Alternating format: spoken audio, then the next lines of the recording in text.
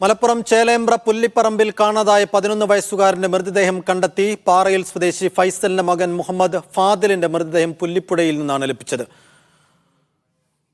ജംഷീർ കൊടിഞ്ഞി വിവരങ്ങൾ നൽകും. ജംഷീർ, ഇന്നലെ വൈകുന്നേരവും രാത്രിയിലുമൊക്കെ എല്ലാവിധ സംവിധാനങ്ങളും ഉപയോഗിച്ച് ഫാദിലിനെ വേണ്ടി തിരച്ചിലായിരുന്നു. ഒടുക്കം മൃതദേഹം ലഭിക്കുന്നു. എപ്പോഴാണ് മൃതദേഹം എവിടെ വെച്ചാണ് കിട്ടിയത്?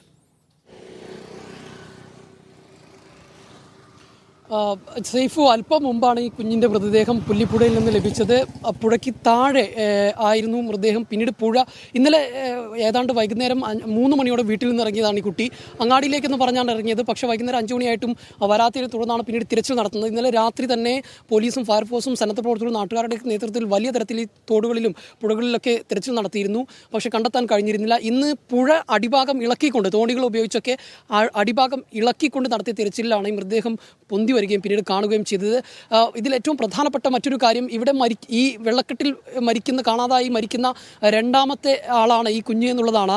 ഈ ദേശീയപാത നവീകരണ പ്രവർത്തനങ്ങളുടെ ഭാഗമായി ചേലേമ്പ്ര പഞ്ചായത്തിൻ്റെ ഒട്ടുമിക്ക പ്രദേശങ്ങളും മഴ പെയ്താൽ വെള്ളത്തിൽ മുങ്ങുകയാണ്.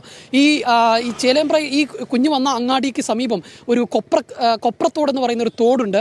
ഈ തോടും പുഴയും ഒക്കെ, ഈ തോടും റോഡും ഒക്കെ വലിയ തരത്തിൽ ഒരു ചെറിയ മഴ പെയ്താൽ തന്നെ വെള്ളം കുത്തിയൊലിച്ച് വരികയും തോടെല്ലാം നിറഞ്ഞൊഴുകുന്ന ഒരു സാഹചര്യമുണ്ട്.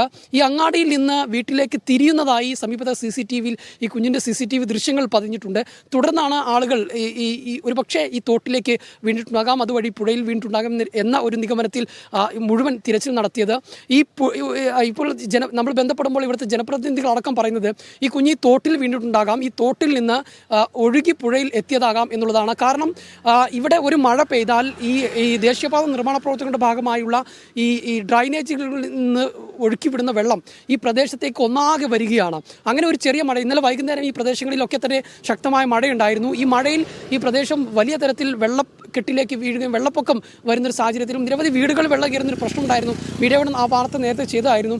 ഈ പുഴകളും തോടുകളൊക്കെ നിറഞ്ഞ് കവിഞ്ഞൊഴുകുന്ന ഒരു സാഹചര്യമാണ് ഉള്ളതെന്നാണ് പ്രദേശത്തെ ജനപ്രതിനിധികൾ ഉൾപ്പെടെ പറയുന്നത്. അങ്ങനെ ഈ കുട്ടി കാൽ തെന്നി ഈ പുഴയിൽ ഈ തോട്ടിൽ വീണതാകാം, ഈ തോട്ടിൽ നിന്ന് ഒഴുകി പുഴയിൽ എത്തിയതാകാം എന്നുള്ള ഒരു നിഗമനമാണ് ഇപ്പോൾ ഈ ജനപ്രതിനിധികൾ ഉൾപ്പെടെയുള്ളവർ പറയുന്നത്. ഏതാനും ദിവസങ്ങൾക്ക് മുൻപ് സമാനമായ രീതിയിൽ ജോലി കഴിഞ്ഞു വരികയായിരുന്ന ഒരു മധ്യവയസ്കനും സമാനമായ രീതിയിൽ ഒഴുക്കിൽപ്പെട്ട് കാണാതെയായിരുന്നു. തൊട്ടടുത്ത ദിവസം രാമനാട്ടുകരയിലെ ഒരു തോട്ടിൽ നിന്നായിരുന്നു ഇദ്ദേഹത്തിൻ്റെ മൃതദേഹം ലഭിച്ചത്. ഈ ജനപ്രതിനിധികൾ പറയുന്നത് ഈ പ്രദേശമാകെ വെള്ളം, മഴ പെയ്താൽ പിന്നെ വെള്ളം കൊണ്ട് പുറത്തിറങ്ങാൻ കഴിയാത്തൊരവസ്ഥയാണെന്നുള്ളത്. അല്പം മുമ്പാണ് ഈ കുഞ്ഞിൻ്റെ മൃതദേഹം ലഭിച്ചത്. ഇപ്പോൾ ഈ പ്രദേശത്ത് വെച്ച് തന്നെ ഇൻക്വസ്റ്റ് നടപടികൾ പുരോഗമിച്ചുകൊണ്ടിരിക്കുകയാണ്. സൈഫുദ്ദീൻ. ശരി, ജംഷീർ കൊടിഞ്ഞിയാണ് വിശദാംശങ്ങൾ നൽകിയത്. എണ്ണിപ്പറയും ഓരോ വോട്ടും. June 4 media 1-നൊപ്പം.